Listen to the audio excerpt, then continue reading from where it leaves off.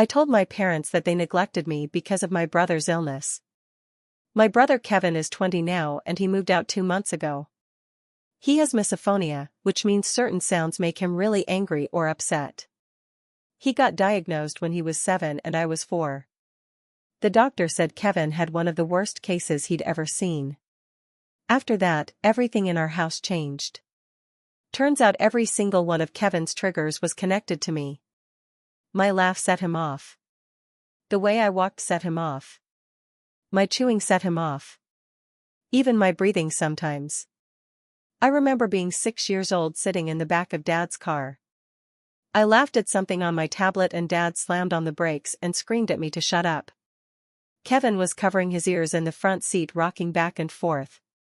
Dad pulled over and made me sit there in silence for 20 minutes until Kevin calmed down. Dinner time was the worst. Mom and Dad would eat with Kevin at 6 o'clock. I had to stay in my room and wait. When Kevin finished eating, he'd go upstairs and then Mom would calm me down. I'd eat alone at the table with my cold plate of food while they watched TV in the living room. This happened every single night for years. Family trips were just the 3 of them. They'd go to the zoo or the movies or the beach, and I'd stay with our neighbor, Mrs. Walsh. She was nice, but she wasn't my family. When I asked why I couldn't come, Mom would say it was too risky. One wrong sound from me and Kevin's whole day would be ruined. Even when I was home, I had to be quiet all the time. I learned to walk on my toes so my footsteps wouldn't bother him. I stopped laughing. At school, my teachers asked if something was wrong because I never talked during lunch or recess. I just didn't know how to be loud anymore. I spent most of my time in my room doing homework or reading. My friends would invite me over and I'd go to their houses as much as possible because being home felt like walking through a minefield. Kevin moved out in September to live with his girlfriend 2 hours away. Suddenly, Mom and Dad wanted to spend time with me. Mom started asking me to go shopping with her. Dad wanted to watch shows together. Last week, they suggested a family game night. This morning, Mom knocked on my door at 8 o'clock. I was studying for my biology exam and hadn't slept much. She asked if I wanted to see a movie with her this afternoon. Something snapped inside me. I told her no. She asked why not and I said I didn't want to pretend we were close now just because Kevin was gone. She got this hurt look on her face and said she was trying. That's when I said it. I told her she neglected me my entire childhood because of Kevin's illness. That they chose him every single day and I got nothing. That I raised myself because they were too busy protecting him from the sounds I made just by existing. Mom's face went red. She yelled that I was being jealous and cruel. That they did their best. That Kevin needed more help and I should understand that. Dad came upstairs and took her side. He said they were trying to fix things now and I was throwing it back in their faces. I grabbed my backpack and left. I went to my friend Zoe's house and studied there all day. When I came home at 9 o'clock that night, the house was dark. Mom and Dad were in their room with the door closed. Story 2. My girlfriend said, "Your daughter needs to learn a lesson about vanity." Then shaved off all her hair and filmed it for TikTok. My daughter was 12. I saw the video with 500K views. When I called the police and showed them the video, my girlfriend got arrested for child abuse on camera. And then I, 35 male, can't believe I'm typing this. 3 days ago, my life was normal. Now, I'm sitting here at 2 a.m. watching my daughter sleep because I'm terrified to let her out of my sight. My daughter Lily is 12, was growing her hair out for 2 years. Thick blonde hair like her mom had. Her mom died when she was 8. And that hair, it was like her last connection. You know, she'd spend hours watching YouTube tutorials, learning braids, doing those fancy updos. Made her feel close to her mom. Been dating Veronica for 9 months. Met at some boring work thing. She seemed cool into fitness. Always talking about self-improvement and being your best self. Moved in maybe 4 months ago. Yeah, too fast. I know that now. She kept making these comments about Lily. She spends too much time on her appearance. Girls these days are so materialistic. I'd tell her to back off, but she'd hit me with, "I'm just trying to help you raise a well-rounded kid." Should have seen the red flags. So, Tuesday, I'm at work. Vendor crisis. Can't check my phone. Finally get a break around 3 o'clock and my phone's blown up. Texts from neighbors, from Lily's friend's mom, from my sister who lives 3 hours away.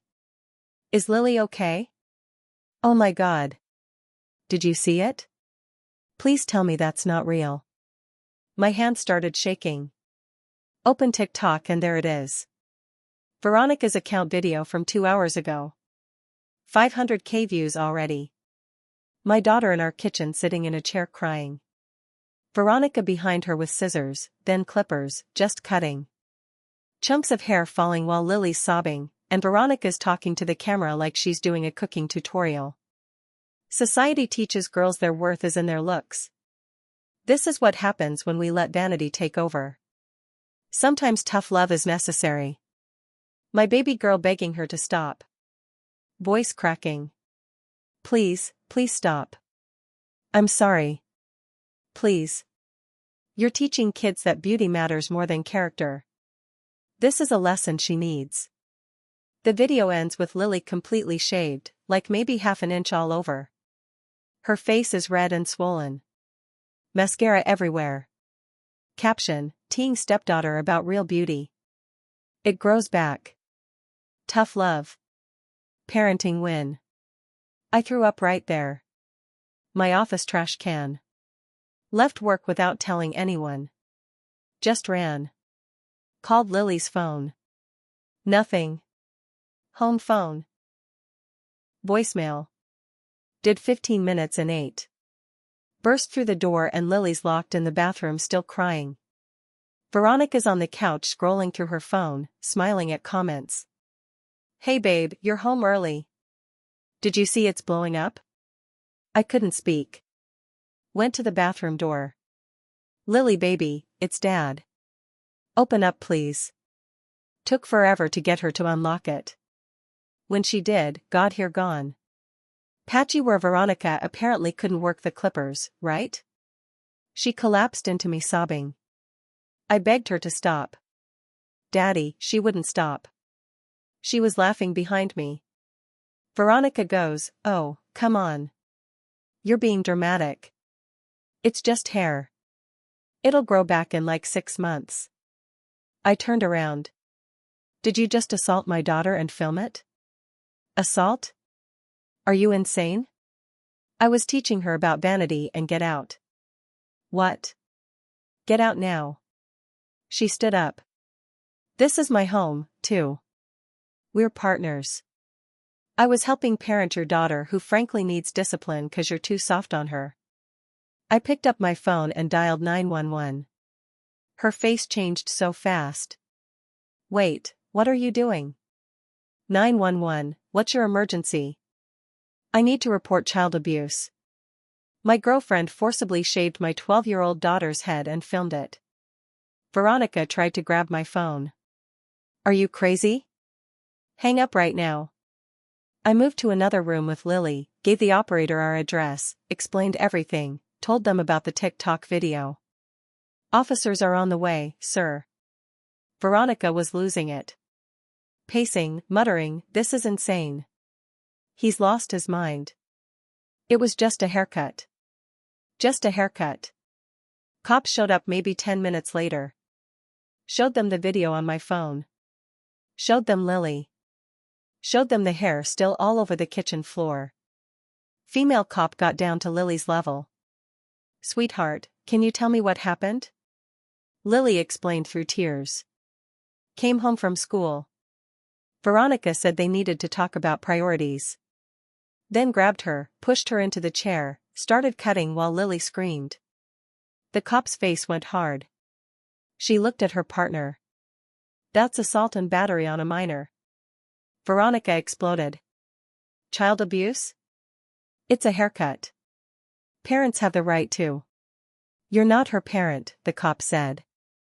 You're the father's girlfriend. You have zero legal authority over this child. I live here. I help raise her. The male cop looked at me. Sir, do you want to press charges? I looked at Lily, shaking in my arms, then at Veronica, who still looked offended, not sorry. Yes, they arrested her right there. Handcuffed her in my living room while she screamed about me ruining her life, how she was helping. How Lily was spoiled and needed this. I have 500,000 views. People agree with me. Check the comments. The female cop looked at me. Video still up. Yeah, don't delete it. That's evidence. They took Veronica out. Still screaming. The cop gave me some victims advocate info and told me to take Lily to the hospital to document the cuts on her scalp from the rough shaving. After they left, I just held Lily, called my sister Amy, called Lily's therapist, and got an emergency appointment. That night, Lily slept in my bed, curled up like when she was little. I didn't sleep. Every time I closed my eyes, I saw that video. My daughter begging while Veronica gave a lecture to a camera. Update 1. It's been a week. Everything's moving fast, but also feels like slow motion. Veronica got charged with assault and battery on a minor plus child endangerment. Bail was $15. Her mom bailed her out next morning. Got a restraining order within 24 hours. She can't come within 500 feet of Lily or our house. The TikTok video still up. 2.3 million views now. Comments are split and it's messing with my head. 60% are horrified, saying it's abuse. She should rot in jail. 40% are defending her. Kids these days need tough love. She's teaching valuable lessons. It's just hair. Like 900,000 people watched my daughter get forcibly shaved while crying and think that's okay. What is wrong with people? Veronica's made 3 more videos since getting out. First one, her crying about how she was just trying to help and now faces jail for being a parent. Second, 5-minute rant calling me a weak father raising a superficial princess. Third, reading supportive comments and thanking people for seeing the truth. My sister convinced me to get a lawyer. Found Janet Kim, who does family law and child welfare stuff. First thing Janet said, this is the most clear-cut case I've seen in years. Video evidence is damning. Her posting more videos is incredibly stupid. School's been rough. Lily doesn't want to go back. Some kids have been cruel. One called her baldy and she broke down crying. Kid got suspended, but damage was done. Bought her scarves and beanies. She wears them constantly. Won't look in mirrors. But here's where things got worse. Yesterday, Veronica's mom, Helen, showed up at my work. Security called me down because she was in the lobby demanding to see me. I went down. Stupid mistake. Helen got in my face immediately. 50-something woman in yoga pants with a Blessed Mama shirt. You need to drop the charges right now. That's not happening. She made one mistake. One. And you're destroying her future. She'll have a record. She could go to jail. She assaulted my daughter, filmed it, and hasn't shown 1 ounce of remorse. It was a haircut. Lily's fine. She's being dramatic. Security stepped closer. My daughter is traumatized. That's not fine. Oh, please. Kids today are so soft. When I was young, if we acted vain, my mother would have done the same thing. Then your mother would have been arrested, too. Her face went red. You're vindictive. You're trying to ruin Veronica because you can't handle real parenting. I need you to leave. Veronica loved that brat. She was trying to help. And this is how you repay her. She loved her. She traumatized her. Hair grows back, but a criminal record is forever. Security was moving her toward the door. She was screaming, now you'll regret this. We're getting a lawyer. We're suing you for false arrest for defamation. You ruined her reputation. My boss came down after hearing the commotion. Told me to take the rest of the week off. Said this was a lot, which yeah, understatement. That night, Veronica texted from a new number, violating the restraining order, but whatever. Janet documented it. You're destroying my life over nothing. Lily is fine. Hair grows back. But my reputation, my job, my future, you're taking all of it. I hope you can live with yourself. I was helping raise your daughter when you were too busy at work to notice she was becoming shallow. You're welcome, by the way. Screenshot sent to Janet and the cop. Another violation for the file.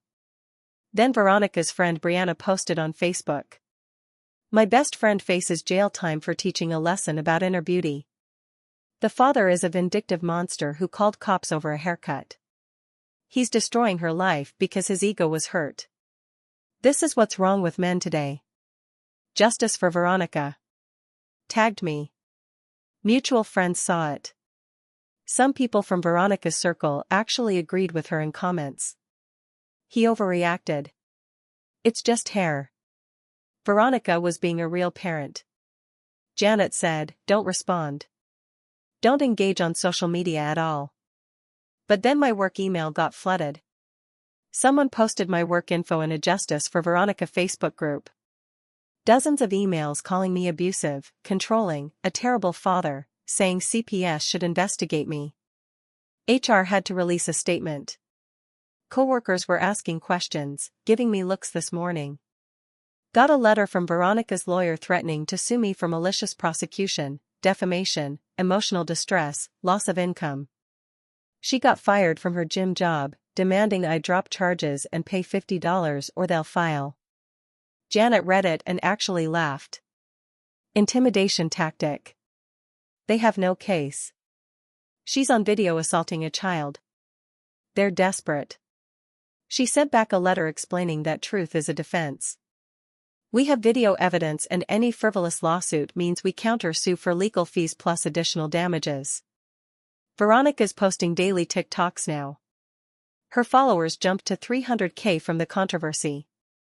She's leaning into it, calling herself a cancelled parent doing videos about snowflake generation and participation trophy kids. Prosecutor called yesterday. Trial in 3 months said with the video evidence and Lily's testimony plus Veronica's social media showing zero remorse. This should be straightforward. She's making my job very easy. Most defendants try to show remorse. She's doing the opposite. Lily's having good days and terrible days. First full breakdown at therapy. Dr. Singh says it's healthy processing trauma, but watching her sob about being ugly now is killing me. 3 months until trial. Veronica's defense based on her TikToks seems to be parental authority and tough love and overreaction by father. We'll see how that plays out. Update 2. 6 weeks since that day. Preliminary hearing was last week and I wanted to punch a wall.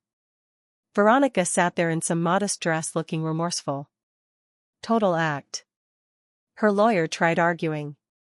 Parenting disagreement and charges being excessive. Judge shut it down fast.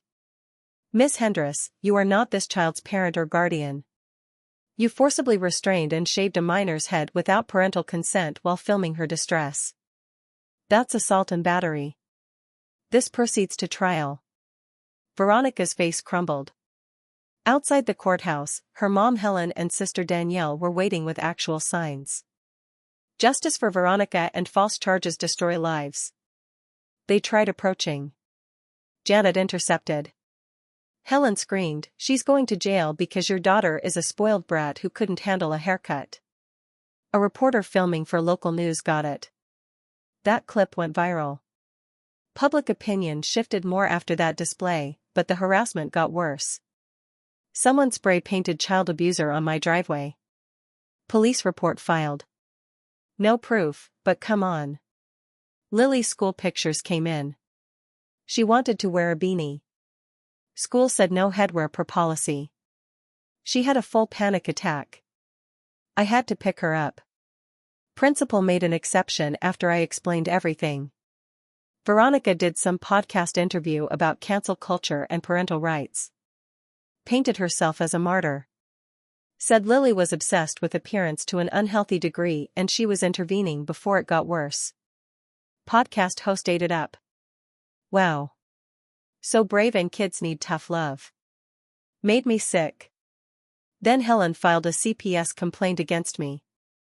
Claimed I was neglecting Lily by allowing her vanity obsession and that I created the problem Veronica was fixing. CPS had to investigate. Social worker came over, interviewed me and Lily, looked around. I showed therapy records, police reports, everything. She asked Lily if she felt safe with me. Lily said yes. Asked if I ever hurt or neglected her. No. Asked about the hair thing.